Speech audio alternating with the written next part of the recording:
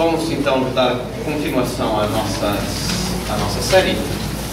E nós estamos agora entrando no tema que nós já nos adiantamos em colocar no quadro, no final da última reunião. E onde nós vamos começar a considerar agora os anjos como criaturas, já ouvimos, puramente espirituais e agora dotadas de inteligência. Um ponto que aproveito para completar da parte anterior, que me faltou dar com mais ênfase, mas com mais detalhes, e que é importante porque nós precisamos ter os fundamentos bem firmes, que diz bem exatamente a doutrina da igreja quanto à nossa obrigatoriedade frente à fé em relação aos anjos. Então, são verdades de fé, portanto, verdades que obrigam a nossa crença, que Deus tirou os seres espirituais do nada, cuja natureza é espiritual. Que alguns desses, que são os demônios, embora tenham sido criados bons, se afastaram de Deus por culpa própria, tem em relação a Ele uma hostilidade eterna.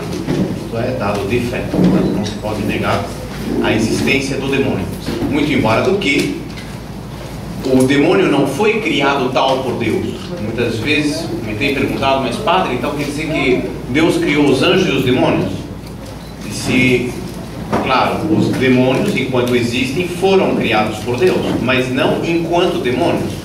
Eles, quando foram criados bons, como nós também. Acontece que o homem, como também o anjo, se torna ruim na maneira que ele pratica o mal. E os anjos também. Aqueles que optaram pelo mal, se fixaram no mal, e são os que nós hoje chamamos de demônios. Muito importante, portanto, essa distinção de que não foi Deus quem criou o demônio mal, porque senão nós teríamos um Deus bom na origem de um ser mal, e isso não pode acontecer. Diga, por favor. Certa vez, porque numa homilia aqui no Franciscano, nós já afirmou que a maior vitória do demônio é fazer as pessoas acreditarem que eles não existem. Sem dúvida absoluta nenhuma, é bem isso. É bem isso. E isso conseguiram ouvir o que ele disse? A maior vitória do demônio consiste muitas vezes em lograr convencer as pessoas de que ele não existe. E isto, eu acho que não há voz mais atualizada para falar sobre isso do que o padre Gabriel Amorth, exorcista do Vaticano, que não se cansa de repetir esta mesma afirmação onde ele vai. Ele diz isso, que hoje talvez um dos grandes problemas do mundo de hoje seja justamente o fato de que muita gente não acredita no demônio. E vem um pouco daquilo que comentávamos antes, do fato do homem preferir acreditar naquilo que ele vê e duvidar daquilo que ele não vê. E, portanto, como nunca viu o demônio, não acredita nele. A pergunta é, você viu Deus? Não, então por que acredita nele? Então, se nós temos fé, nós sabemos acreditar não apenas naquilo que nós vemos, mas naquilo que sabemos que existe. O exemplo clássico é dizer, você acredita na sua bisavó ou na sua atriz, 40ª avó? Ele vai dizer que sim, acredita. E eu vou lhe perguntar por quê, então, se ele nunca viu.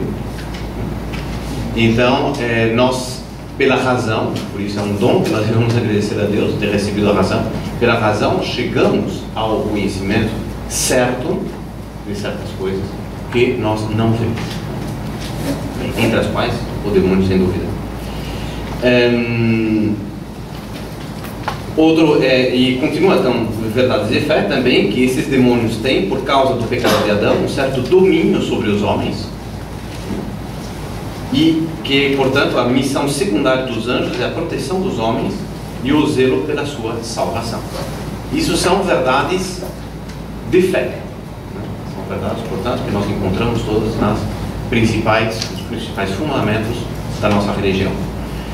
Por outro lado, são verdades certas. O que é uma verdade certa? É uma verdade que é tão apoiada na revelação, enfim, na lógica,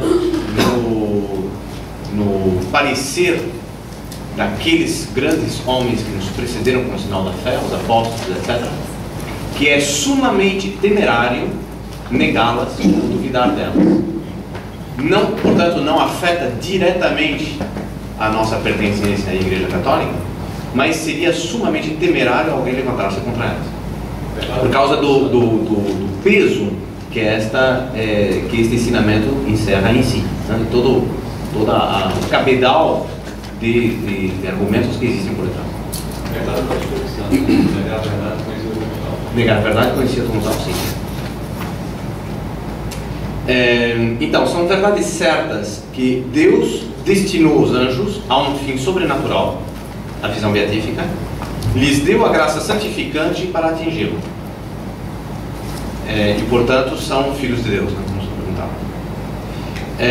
A missão primeira dos anjos é a glorificação e o serviço de Deus, naturalmente, como qualquer criatura. E, finalmente, são verdades comuns. A verdade comum significa que o consenso dos grandes teólogos está unanimemente nesse sentido, né?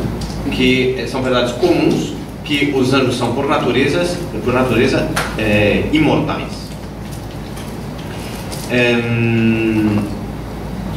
que os demônios foram submetidos a uma prova, é verdade certa. Bem, isso já e inclusive que todo homem, mesmo os homens que são infiéis à vontade de Deus, todos esses possuem um anjo desde o seu nascimento que os protege. É verdade comum a todos os teólogos. Sobre tudo isso nós voltaremos depois, realmente sintetizar o que é a essência, né, da verdade que nós devemos conhecer enquanto católicos. Bem, isto posto, para quem quiser aprofundar-se mais no estudo de São Tomás e buscar toda a matéria exposta aqui diretamente na fonte que é São Tomás, procurem na Suma Teológica, Prima Pars, questões 50 a 64. É daquilo que nós tratamos hoje de manhã e vamos tratar hoje ao longo do dia. Vou colocar no quadro.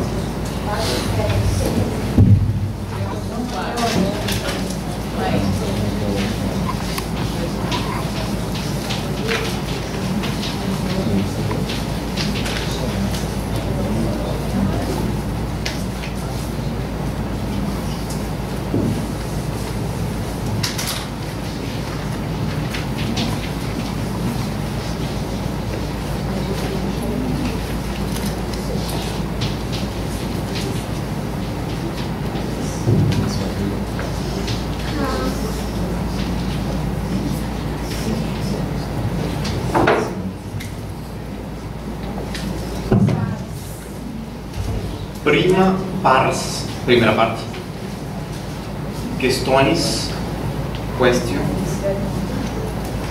50 a 64. É o chamado Tratado dos Anjos. É o que a Suma Teológica é composta por vários tratados, e este é o Tratado dos Anjos. Bem, então nós vimos como São Tomás logra defender a imaterialidade dos anjos. E, é claro, negar a existência dos anjos era proibido pela Bíblia. Tantas citações era impossível.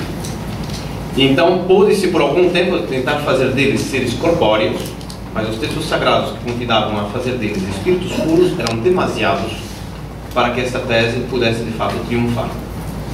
Fazer deles o mesmo que Deus teria sido recair no politeísmo. Então, falar em espíritos, puros espíritos, simplesmente, sem nenhuma outra explicação. Então, o problema para os pensadores cristãos consistia, evidentemente, em encontrar outro critério para o divino, que é a imaterialidade. Então, era outra coisa. O que era isso? Precisou-se de muito tempo para se dar conta disso. De fato, foi preciso esperar a metafísica do ser de São Tomás de Aquino. Então, aqui nós encontramos a imaterialidade total. O anjo é forma pura, não tem matéria, mas distinção entre essência e existência, e aí fica tudo claro. Bem, isto posto, nós vamos entrar agora no fato que eles, evidentemente, como seres inteligentes, eles têm conhecimento, mas como se dá este conhecimento numa alma, aliás, numa alma, num espírito que não está vinculado a um corpo? Como é que nós conhecemos? Como é que nós chegamos ao conhecimento das coisas? Como é que eu posso dizer que agora eu entendo tal assunto ou tal objeto? Eu chego aqui, eu coloco um objeto na minha frente e eu olho e disse, bom, isso aqui é redondo. Nunca vi isso antes. Tem um furo aqui dentro. Bem, é redondo, parece ser hermético. Eu começo a fazer o elenco das características deste objeto. Então eu vou dizer primeiro que é duro, consistente. Eu vou ver que ele tem capacidade de conter, não é um bloco de madeira, mas eu consigo colocar coisa dentro. Eu vou ver que ele tem certo peso, eu posso colocar na mesa, soprar e não vai sair voando. Então eu não sei bem exatamente o que é esse objeto, mas eu vou olhando para o objeto, eu vou extraindo desses objetos o que em filosofia nós chamamos de acidentes. Os acidentes são aqueles elementos que fazem parte do objeto, mas que não são necessários para que o seu objeto seja assim. Lembre-se do exemplo da cadeira. Se eu pego uma cadeira, tem 4 patas, é cadeira? É cadeira. Corto mais uma pata, continua com 3 patas. Continua sendo cadeira? Continua sendo cadeira. Compro uma cadeira que tem só 2 patas, continua sendo cadeira. Então eu vou pegar essa cadeira, e era azul, pinto de branco, deixou de ser cadeira? Não deixou de ser cadeira, mudou a cor. Então, cor, peso, material constitutivo, forma, muitos desses elementos não são parte da cadeira, são apenas acidentes. Qual é a essência então da cadeira? A essência é o fato de ser um objeto sobre o qual possa sustentar o peso de uma pessoa e que, portanto, sirva de apoio para a pessoa se sentar. Esse é o objeto da cadeira. Ah, mas sobre a cadeira eu posso escrever? Bom, sim, mas não estará usando a cadeira para sua finalidade. A finalidade da cadeira é ficar sentado em cima. Então, nós temos uma redução até chegar a um conceito. Esse conceito abstrato vai ser a essência do objeto.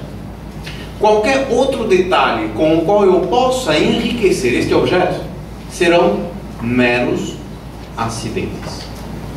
Está claro? Então não é um acidente de trânsito, né? É outro assunto, é acidente como termo filosófico. São esses elementos acessórios que complementam o ser sem modificá-lo. Bem, então, quando nós olhamos para um objeto, nós conseguimos, à primeira vista, apanhar sua essência? Não. Querem uma prova? Vou pegar um super suco de...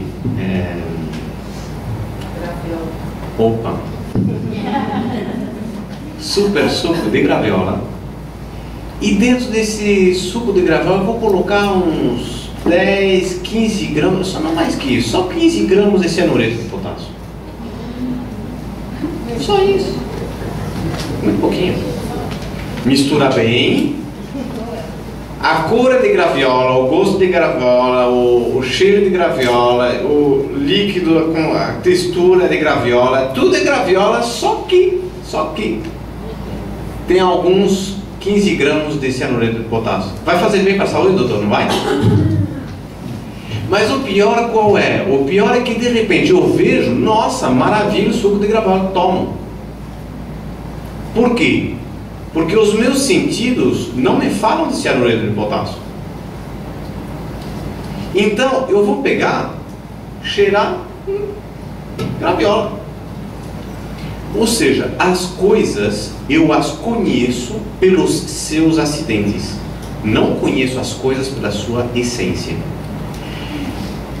vendo os objetos, um processo mental que faz meu cérebro, faz minha mente, consegue abstrair dos objetos que eu vejo, abstrai as essências. Depois, quando eu vejo um objeto semelhante, lembra-se quando eu vou para uma loja de cadeiras, ali eu vou identificar. Por quê? Porque eu já fiz o processo de abstração.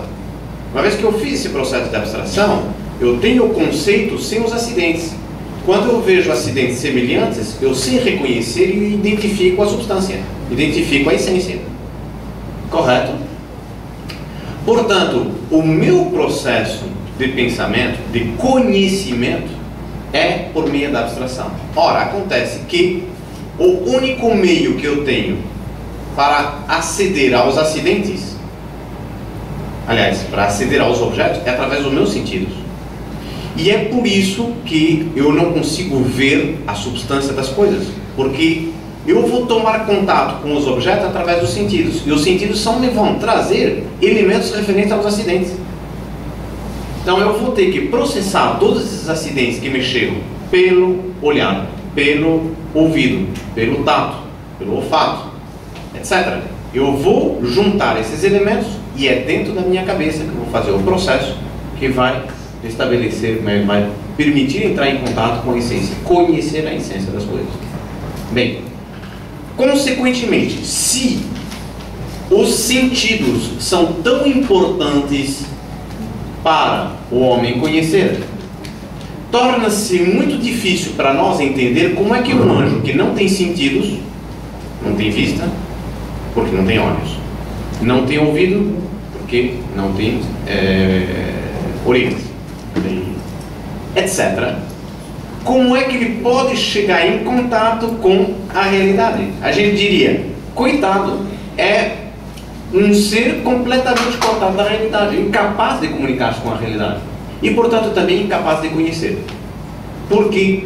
Porque a nossa mente é excessivamente materialista. Nós tentamos, portanto, traduzir para todos os seres que nós conhecemos aquilo que é a nossa experiência.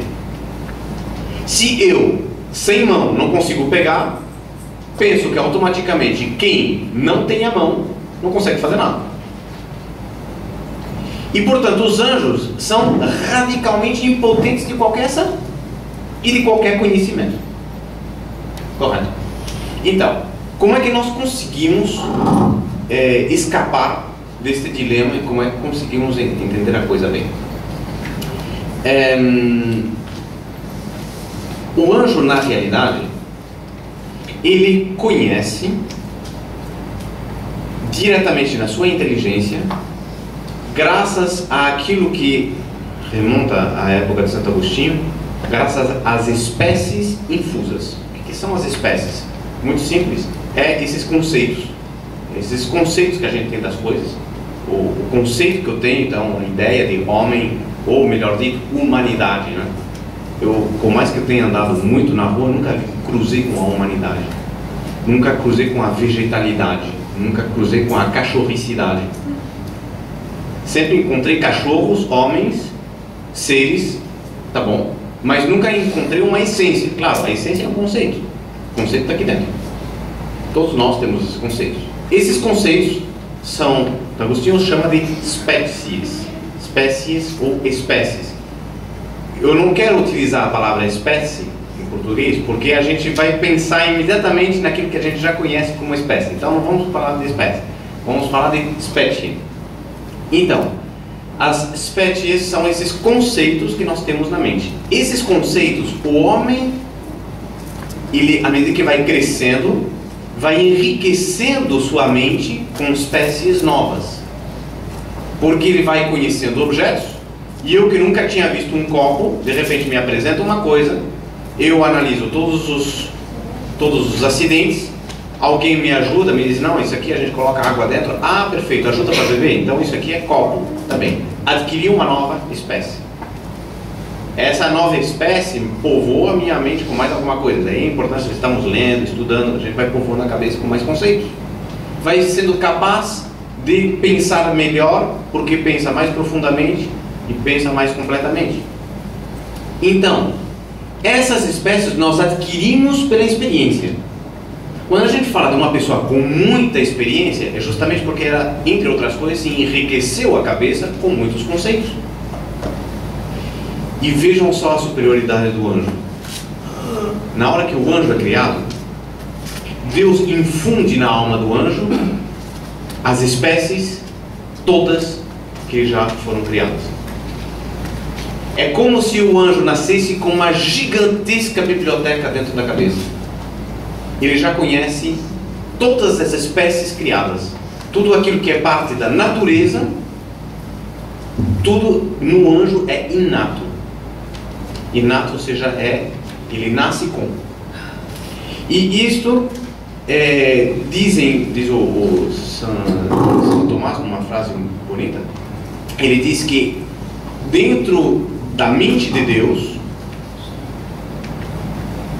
ele elaborou o plano da criação ao longo, desde toda a eternidade. Desde toda a eternidade, Deus tinha o plano todo que ele criaria. Essas ideias, por assim dizer, que estavam na mente de Deus antes de toda a criação, por exemplo, essas ideias pré-existentes, quando se deu o fato da criação, Deus, por assim dizer, essas ideias tomaram forma em dois âmbitos diferentes. No âmbito do mundo real, foram se individualizando nos seres que nós conhecemos. Então, Deus tinha um plano e criou os seres.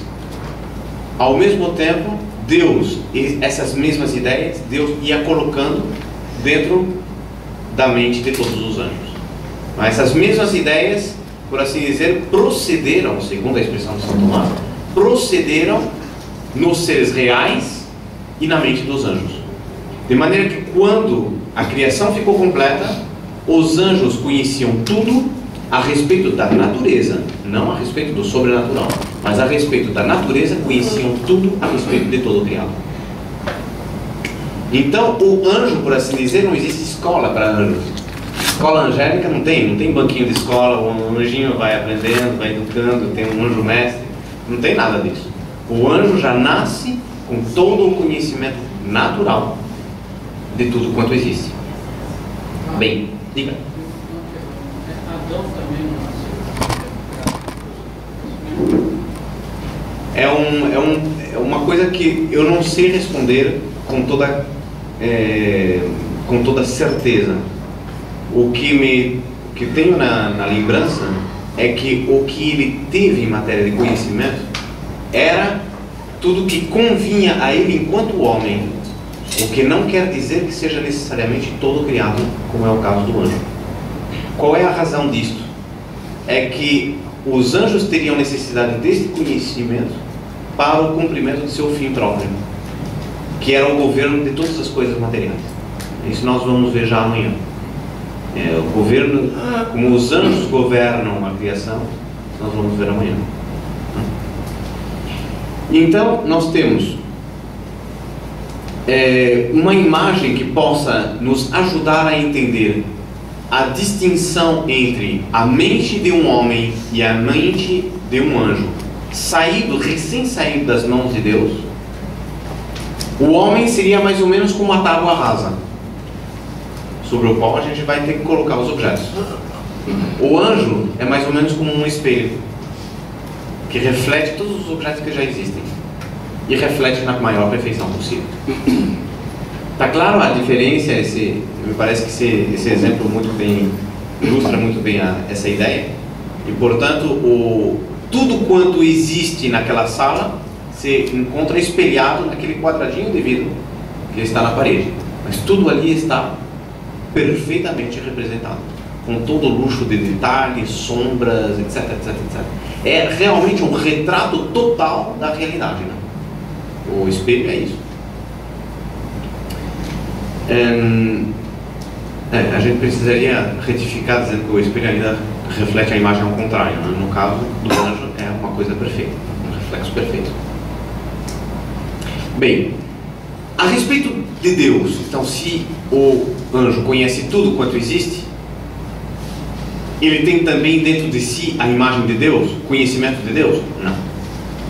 Não, porque foi dito por Santo Tomás, com muito cuidado, que ele tem as infundidas, as espécies de todos os seres criados. Deus não é criado, portanto não faz parte desse conhecimento.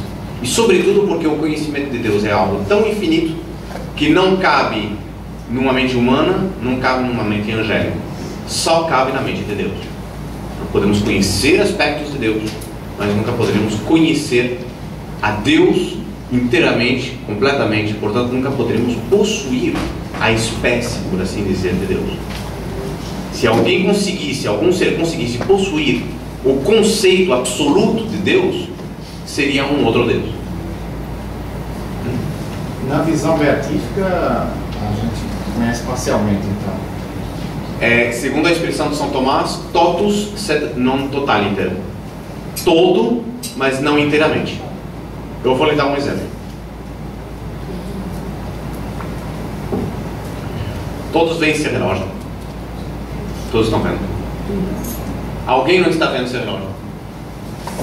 Todo mundo vê o relógio. Está muito bem. Só eu que vejo a hora. Vocês estão vendo o relógio no seu todo, mas não estão vendo totalmente, a tal ponto que só eu estou vendo a hora. Assim também veremos a Deus. Veremos a Deus no seu todo, mas não totalmente. E isso é o que vai garantir que a eternidade inteira veremos elementos novos em Deus. Conheceremos aspectos novos de Deus. E por mais que o conheçamos, ainda teremos uma infinidade para conhecer. Mas podemos imaginar que, ao entrarmos naquela visão beatífica, o nosso conhecimento será instantâneo, né? Não será como hoje é, aquele aprendizado tempo após tempo, até porque depois não tem mais tempo, né? Não tem mais tempo, mas existe sequência. Não tem mais tempo, claro, mas existe sequência, ou seja, é o que os teólogos chamam de évono. É um conceito muito complexo, até porque ninguém voltou para explicar bem exatamente como é do outro lado. Mas isso nós sabemos que tem, por assim dizer, continuidade, tem um antes e um depois. Nós não estaremos mais dentro do tempo, mas também não será uma questão puramente estática. E isso sim, nós sabemos pela doutrina que constantemente estaremos aprendendo coisas novas e vendo detalhes novos. É mais ou menos como se o senhor tivesse diante de si um tecido muito rico, muito cheio de detalhes. O senhor vê o tecido, se encanta, mas à medida que o senhor vai contemplando o tecido, o senhor vai encontrando, olha, tem mais esse detalhe, olha, tem mais isso aqui, isso eu não tinha visto no início, isso aqui não tinha visto antes. A sua visão era completa, não faltava um pedaço do tecido, mas o senhor constantemente iria vendo aspectos novos. Outra imagem que o senhor pode utilizar é a imagem do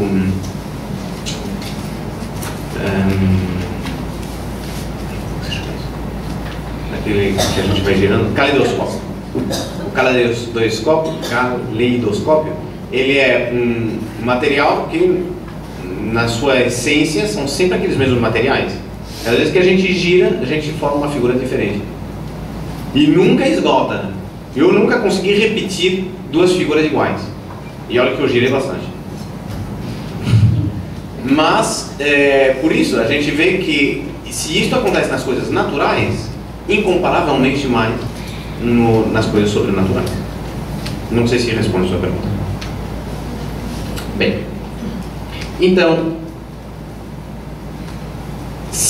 embora o Deus não seja uma espécie apreensível, nós não conseguimos apanhar a Deus, a essência de Deus, enfiar na cabeça.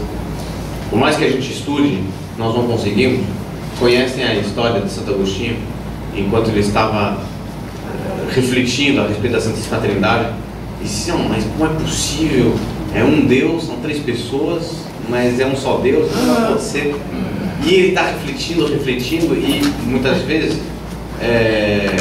quando a gente tenta pensar em um assunto que é complexo, a gente começa a andar e caminha de um lado para o outro, e ele estava caminhando numa praia, e de repente ele vê um menino, todo mundo conhece esse fato, não?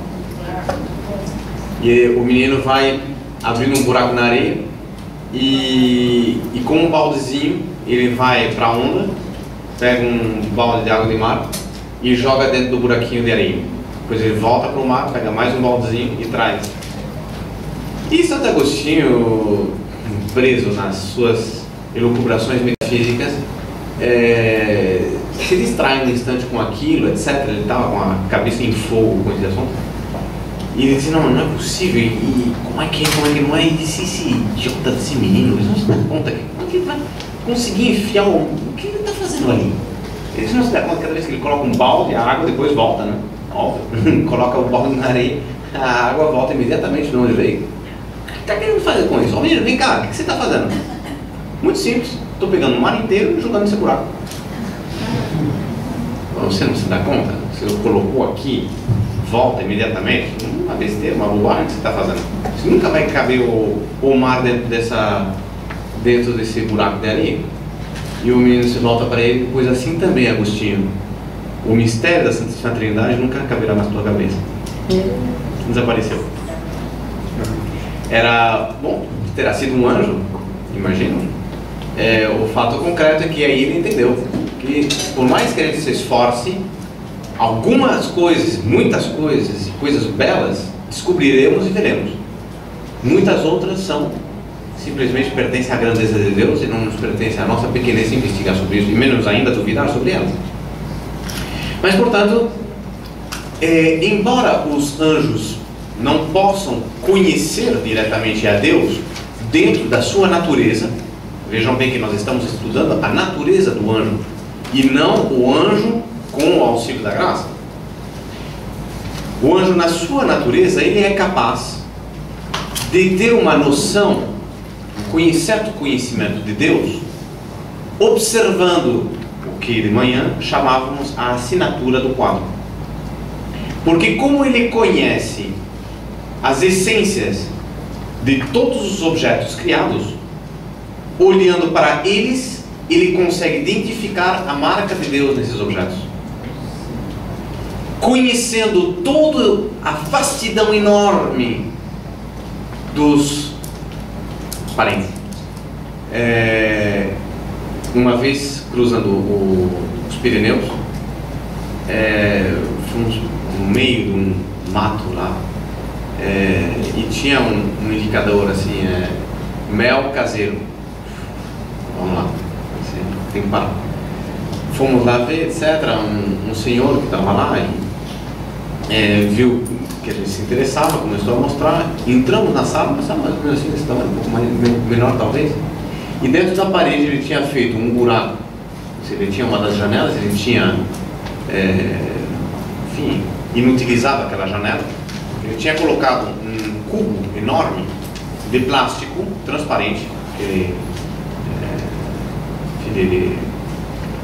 vidro de plástico transparente. Tinha feito uma gaiolazinha e essa gaiola dava para a janela, do lado de dentro estava fechado.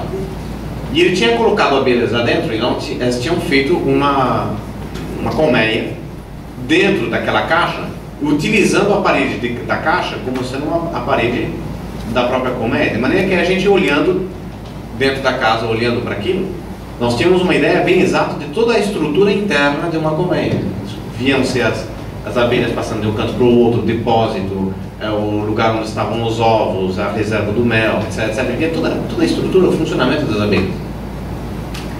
Passamos a tarde inteira lá. E ele contando sobre as abelhas, vendo que a gente se interessava pelo tema, etc. Pergunta vai, pergunta volta. E aí nós estávamos de hábito, então ele viu que éramos católicos, etc. Ele disse, olha, só pode ter certeza de uma coisa, viu? Quem trabalha com abelhas não pode duvidar da existência de Deus. Por quê? Porque é uma tal perfeição.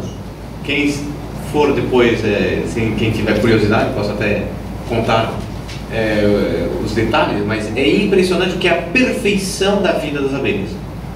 Uma perfeição absoluta. Essa perfeição, essa ordenação é tal que naturalmente o homem diz, olha, uma coisa assim só pode ter brotado de uma inteligência divina. E portanto, se conhecendo as abelhas, nós temos uma ideia de quem é Deus, a perfeição de Deus,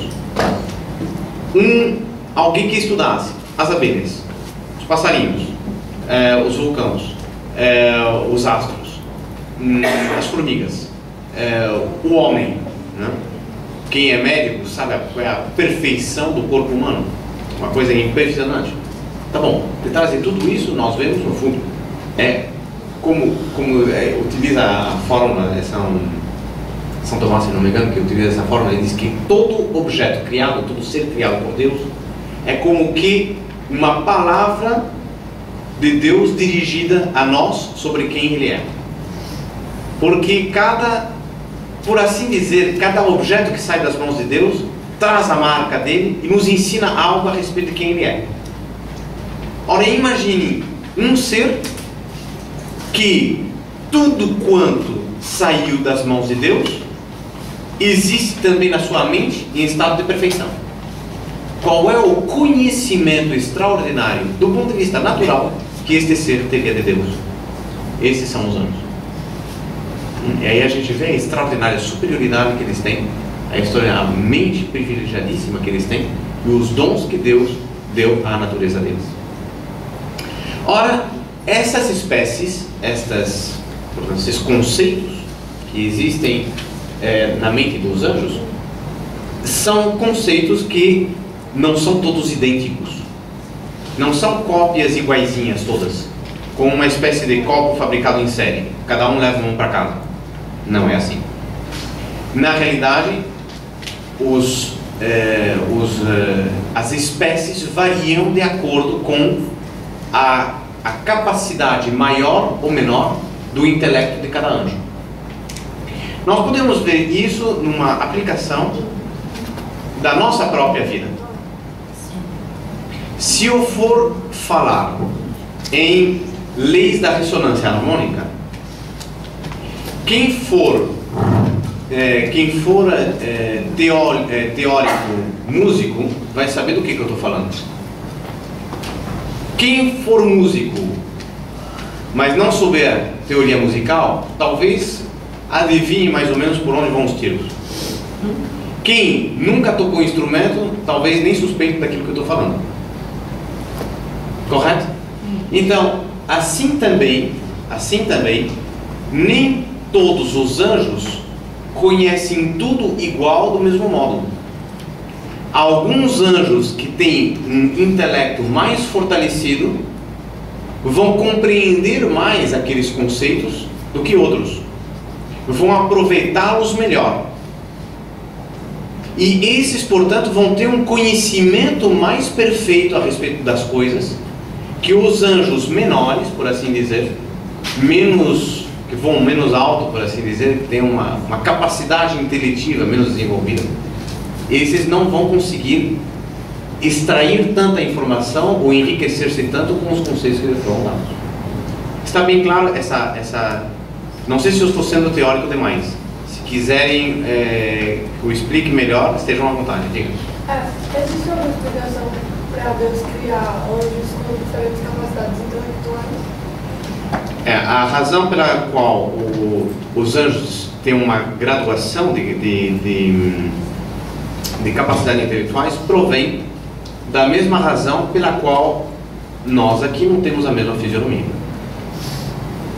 Voltamos ao princípio que nós usamos na parte da manhã, onde Deus, ao criar, quis espelhar as suas perfeições na criação inteira. E como suas perfeições são infinitas, como Ele não consegue, que Ele não pode criar outro Deus, Ele não consegue criar outro ser que seja infinito, Ele era obrigado a espelhar pela multiplicidade dos seres. Cada ser representaria um aspecto de Deus. E por isso todos os seres são diferentes. Você pode ver, se você estudar enfim, a física, você vai ver que nunca você vai encontrar um grão de areia igual ao outro. Eu inclusive cheguei a ver isso, essas coisas que a gente vai colecionando, porque acha interessante, depois guarda para usar mais tarde, depois não sabe onde guardou. Um PowerPoint onde eram única e exclusivamente fotografias de grãos de areia. Só que fotografias tomadas ao 3.000, 4.000, 10.000 de ampliação. E a gente vê verdadeiras pedras, né? São pedregulhos de areia, ampliados não sei quantas mil vezes. Não há um grãozinho semelhante ao outro. Não há nada mais diferente do que um grão de areia do outro. À primeira vista, a gente vê tudo igual. No microscópio, cada um tem uma forma, um desenho, uma coisa maravilhosa. E é um fotógrafo que se dedicou a fotografar grão de areia. Ele faz fotografias dos grãos de areia em microscópio. E é uma coisa lindíssima. E é mais uma prova de que nós temos a Deus espelhando as suas perfeições numa multidão de seres que, para poder cumprir sua finalidade, são necessariamente distintos e diferentes. Não só distintos, mas também diferentes. Então, por isso também os anjos são diferentes. E como os anjos são seres espirituais, eles não podem ser diferenciados pelo tamanho, pelo peso, pela forma, pela altura, comprimento, não. E eles se diferenciam pelo intelecto, pela capacidade que o seu intelecto tem de aprofundar nas coisas de Deus, nas coisas, claro, a partir do momento que eles têm mais fundamento, eles vêm também mais longe. Bem, esta é justamente, alguém me perguntava hoje de manhã sobre as hierarquias celestes, pois justamente este é o fundamento da hierarquização dos coros angélicos. Os anjos que têm mais capacidade de conhecer, mais entendimento mais potente, mais profundo, esses anjos conhecem mais, veem mais, amam mais, servem mais, estão mais alto.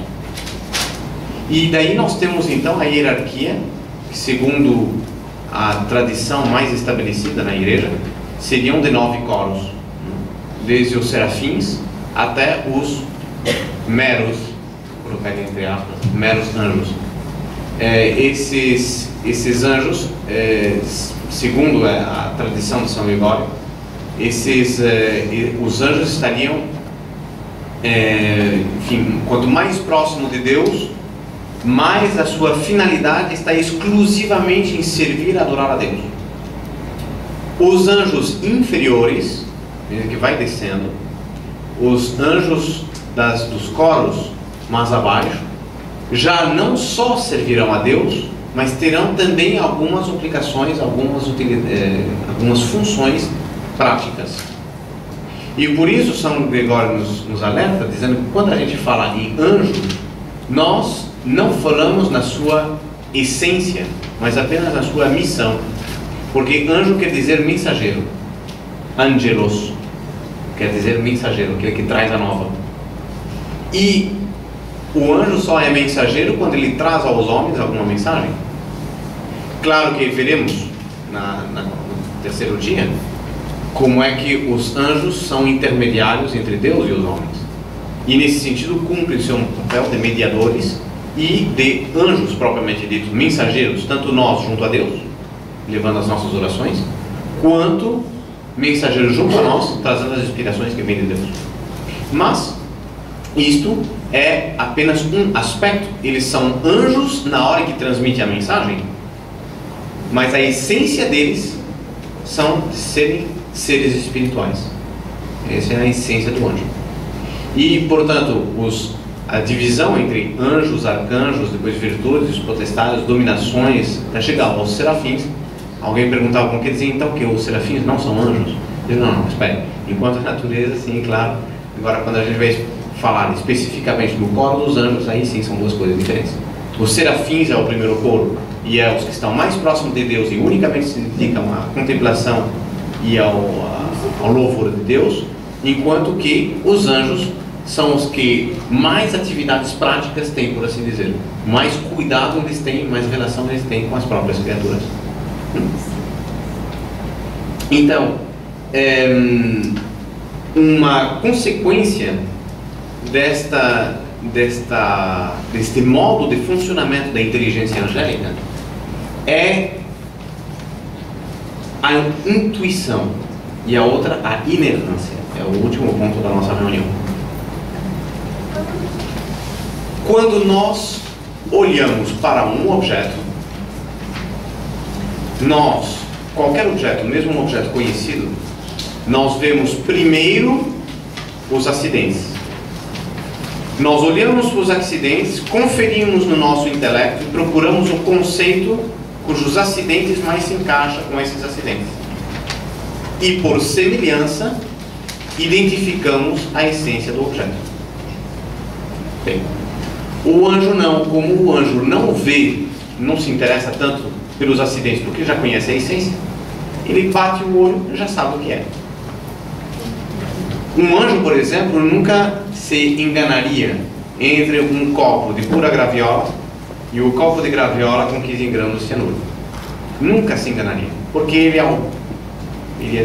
ao bater os olhos, ao dirigir seu entendimento sobre aquela matéria, imediatamente ele a reconhece por aquilo que ela é.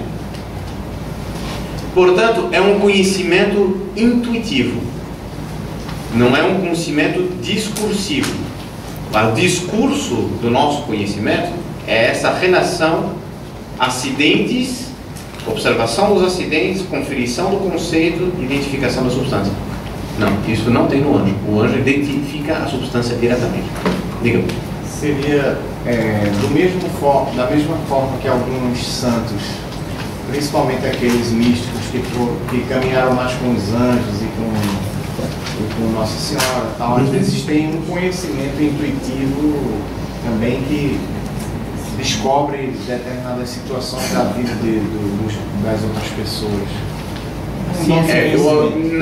Na realidade, é muito difícil, aí eu só ver qual é o risco que a gente tem em querer analisar, em querer estudar bem uma coisa. Quando nós queremos estudar algo, por causa da nossa deficiência intelectual, nós somos obrigados a isolar aquilo, porque senão a gente não consegue ver bem. Eu quero, por exemplo, analisar verdadeiramente uma cor e saber qual é realmente a tonalidade desta cor. Eu preciso tomar um cuidado enorme em estar analisando debaixo de luz branca, sem nenhum tipo de outra cor em volta que possa criar uma interferência com aquela cor que eu estou vendo. Porque senão aquela cor fica influenciada pelas outras. Do mesmo modo, quando eu dirijo o meu entendimento sobre uma coisa, eu devo procurar eliminar a maior quantidade de acidentes possível para conseguir chegar àquela substância a qual só a minha inteligência chega. Correto? Acontece que os seres não são compostos só de substância, nem só de essência. Somos compostos de acidentes. Como é que eu vou conhecer o Senhor se para conhecer realmente o Senhor, Dr. Luiz, eu vou prescindir da sua fisionomia, vou prescindir da sua idade, vou prescindir da sua experiência, vou prescindir da sua forma, eu vou prescindir daquilo que o Senhor fez. Então eu vou ter o quê? Eu vou ter apenas um conceito abstrato, né? O que faz que o Senhor seja o Senhor? É a sua essência, sem dúvida, mas também todos os elementos da sua existência, que são importantíssimos para eu conhecer o Senhor tal como o Senhor é. Ora, o anjo, ele não é apenas natureza. No anjo também incide a graça. E isso vai levar esta natureza já tão privilegiada a auges muito, muito superiores. A mesma coisa acontece na alma do santo. Se nós vamos analisar a natureza de um homem, essa natureza, por mais privilegiada que seja, não chega aos pés, mas nem a parte inferior da sola do sapato do que é a natureza de um anjo. Ou seja, o anjo é incomparavelmente superioríssimo em matéria de natureza. Puxa, mas não se tratava justamente de fazer com que houvesse um estágio intermediário entre os homens? Coloca esta outra criatura tão acima dos homens? Sim, mas o problema é o seguinte, que tão muitíssimo mais acima dos anjos se encontra Deus. E então você põe o problema, o Cardeal Schumann não quis tratar de tudo isso aqui, porque aí nós iríamos longe demais, é analisar como age a graça dentro dos anjos. que é outro universo. E justamente uma palavra muito bonita desse Carl Schumann é dizer que Deus tinha criado os anjos e os homens para os anjos conduzirem os homens serem orientados pelos anjos, constituírem, por assim dizer, uma sociedade que desse glória a Deus.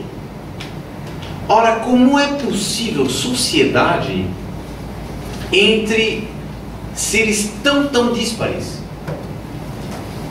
E tão díspares que nem sequer pela natureza nós conseguimos nos relacionar com eles. Eles conosco sim, mas nós com eles, como? Isso é matéria da manhã.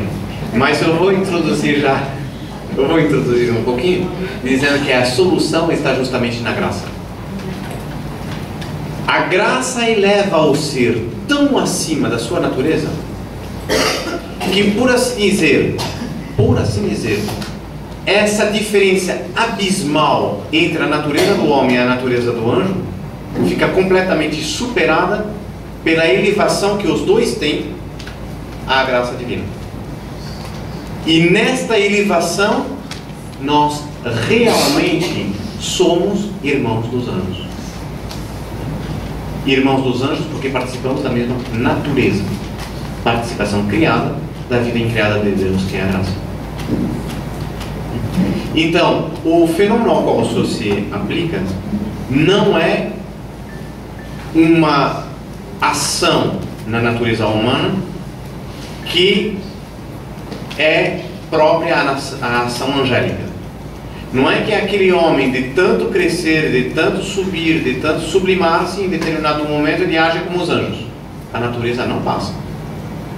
Acontece que ambos participam da natureza divina, e a natureza divina, incomparavelmente superior a ambas, faz com que os próprios homens sejam capazes de agir muito mais do que se eles tivessem natureza angélica. Eles agem conforme agiria o próprio Deus. Isto é a característica da graça: tornar o homem capaz de agir como agiria o próprio Deus. É uma participação da operatividade de Deus. Mas a minha pergunta talvez não tenha sido bem colocada. O que eu estava querendo dizer é o seguinte: se existe nesta associação de anjos com homens, no caso com santos, se, por exemplo, o anjo ele tem a possibilidade de iluminar a mente humana, no caso, entendeu? Sim, quer dizer, a mente sem do dúvida. anjo, a mente do santo, a mente da pessoa que está ali naquela comunhão, Sem dúvida nenhuma. dando um conhecimento, como um espécie, né? Dando algum conhecimento infuso que não seria um conhecimento que se abstraía, seria uma coisa intuitiva. Não, transmitir uma espécie, não. Mas iluminar, sim. Esta iluminação, como se dá, é o tema da próxima reunião. E, propriamente, como é que vai agir o anjo sobre o homem, iluminando-o, nós o veremos um pouquinho amanhã e, sobretudo, depois da manhã. Diga, por favor. Aliás, não, assim, na próxima reunião, como você quer dizer. Aproveitando esse contexto aí, uma perguntinha correlata. A ordem franciscana costuma colocar São Francisco de Assis como São Francisco de Será? Isso quer dizer o quê? Quer dizer que, na realidade, é uma analogia por onde ele tanto se caracterizou durante a vida por um amor e uma contemplação de Deus, que ele seria dentro da natureza humana o que equivaleria dentro da natureza angélica ao que é o coro dos serafins. Acabo de dizer que os serafins são de todos os coros, aquele que está mais próximo de Deus, que dedica exclusivamente à contemplação. De tal maneira, São Francisco, segundo dizem eles, com toda razão, de tal maneira ele contemplava Deus e via a Deus, por assim dizer, nesta terra, que ele seria assemelhado ao coro dos serafins. Não quer dizer que ele mesmo tenha se transformado num serafim quanto a natureza angélica. A natureza é uma para sempre, é a mesma e única. Nós não mudamos a natureza. Mas uma elevação de alta categoria. Não tem. Sem dúvida nenhuma. Bem, o último detalhe, já atrasamos 3 minutos, mas é uma consequência desta visão intuitiva e direta das coisas, e que é muito bonita, é que a visão que o anjo tem, eu refiro mais uma vez à natureza, esta visão direta e intuitiva é inerrante. Ele é incapaz de enganar-se. Nas coisas materiais, nas coisas criadas, a visão dele é absoluta. Ele é incapaz de se enganar. Dá para dar inveja? Diga. Sim. Quando a gente reza, fica mais próximo de receber essa. Fica mais próximo? Assim, talvez mais próximo de receber essa iluminação, esse pensamento. Ah, sem dúvida. Sem dúvida. Isso é certo. Os anjos constantemente estão se relacionando conosco. Nós muitas vezes não temos uma consciência bem clara disso. E eu espero, e essa é uma das finalidades dessas reuniões, que no final do último dia tenhamos um pouco mais de esse relacionamento. Muito bem, diga. Deus ainda continua criando anjos, ou ele criou aquela quantidade, número qualquer? A criação dos anjos, porque os anjos não têm geração, né? Eles são criados diretamente por Deus. Portanto, a criação dos anjos está encerrada. Encerrada. Então, qual a proporção de anjos em relação ao homem? Podemos dizer que anjos... Uma coisa que nós temos, os únicos dados que nós temos de revelação estão nas Sagradas Escrituras, onde se nos fala de milhões e dezenas de milhares. E isto é, ao entender dos Santos Padres, é uma intenção clara da parte de Deus, já que a Escritura é a palavra revelada, de transmitirmos o quanto o número deles é tão imenso que é ininteligível, ou seja, é algo que não cabe na nossa mente. Mais ou menos como as estrelas do céu. Quantas são? É um número que pertence a Deus conhecer. Então é como Entretanto, eles conhecem, porque os anjos, assim como Deus infundiu neles a espécie de tudo criado, naturalmente infundiu neles também as espécies dos outros anjos que foram criados. Eles sabem perfeitamente. Podem responder a sua pergunta na ponta do lápis, se lápis houvesse. O senhor falando me lembrou agora de um milhão de bom senhor que ele diz, faz uma analogia de um tapete. O centro do tapete são os anjos, as franzinhas são os homens. É um número realmente absolutamente ínfimo. E é retomado também por São Tomás naquela figura que, aliás, dentro dos evangelhos dessa semana, desses últimos meses, apareceu recentemente com a parábola do pastor, o bom pastor, que abandona as 99 ovelhas para ir atrás de uma.